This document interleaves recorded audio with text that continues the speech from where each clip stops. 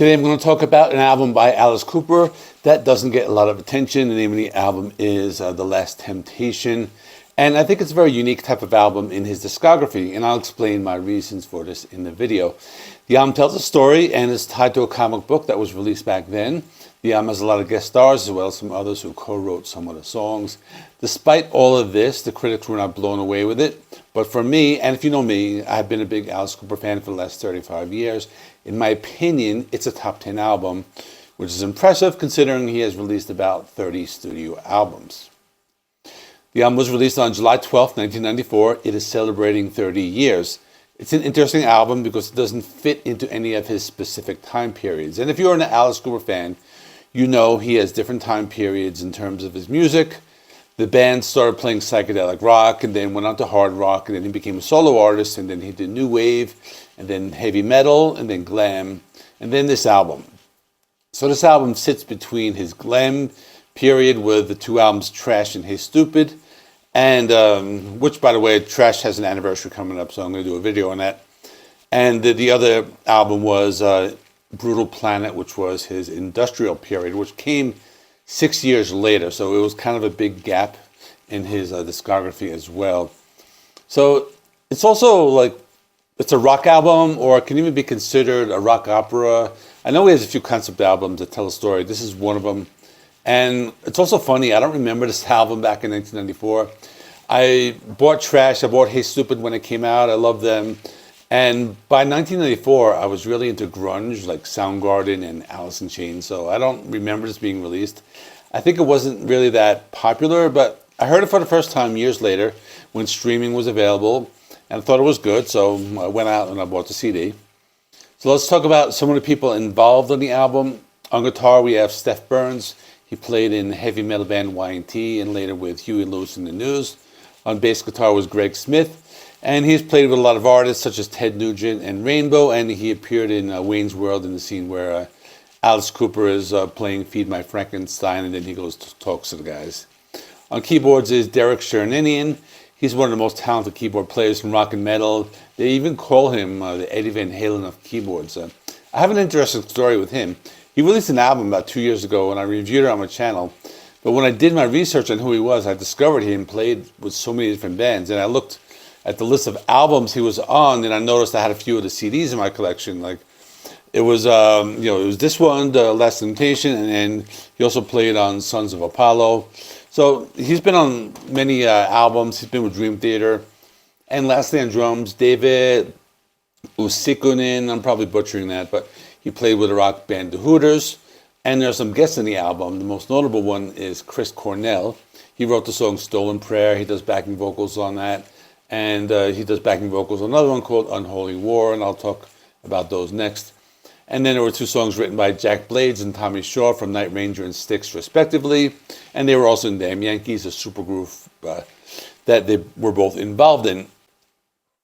Let's talk about the story. The protagonist of the story is a boy named Steven, who you may remember from his 1975 album, Welcome to My Nightmare. Steven meets a showman who has these supernatural powers.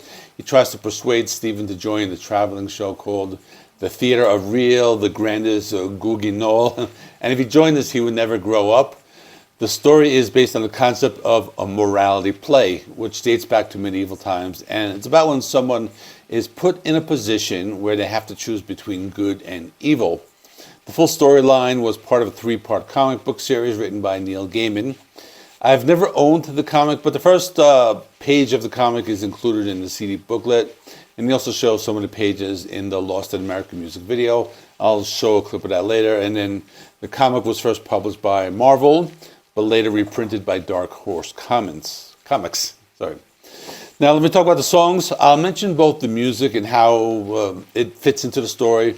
The opening track is called Sideshow. It's where we're introduced to the character Steven, and is where he meets the showman and gets taken inside. It's a fun, upbeat rock song, and it sets up the storyline. The next song is called Nothing's Free. This is where the story starts to get a little darker. You can hear that in the tone of the song. It's another rock song, but there's a little bit of a darkness in it.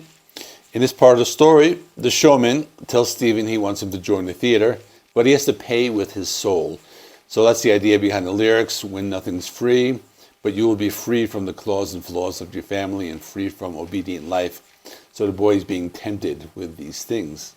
The third song is a single called Lost in America. I think this was the first song I heard from this album because I watched the music video, and the lyrics were very relatable, talking about how he can't get a job because he doesn't have a car, and he has a mom but he doesn't have a dad. His dad has a wife, but she ain't my mom, and my mom's looking for a man to be my dad, but I want my mom and dad to be my real mom and dad. And I'm listening to this, I'm thinking, yeah, this is very relatable to me right now. But otherwise, it's a hard rock song, has a really cool driving rhythm.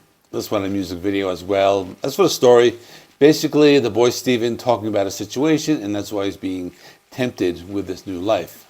Then there's a song Bad Place Alone. This is one of my favorites because I like the guitar riff on this one.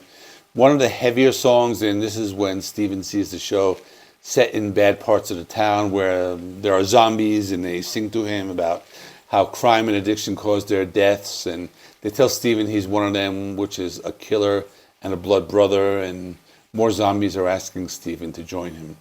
Then there's a song, You're My Temptation. I thought it was one more reminiscent of Alice from his earlier period. It's a laid-back track. You can even call it a darker ballad. And in this part of the album, Steven watches a musical number sung by a girl named Mercy. He falls in love with her, and the showman tells Steven he hated women until he met Mercy, and then Steven tells the showman to shut up.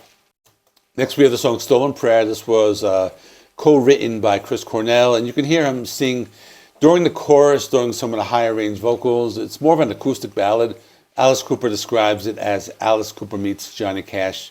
And in this part of the story, Steven, he doesn't want to join the theater, but the showman keeps insisting him to join.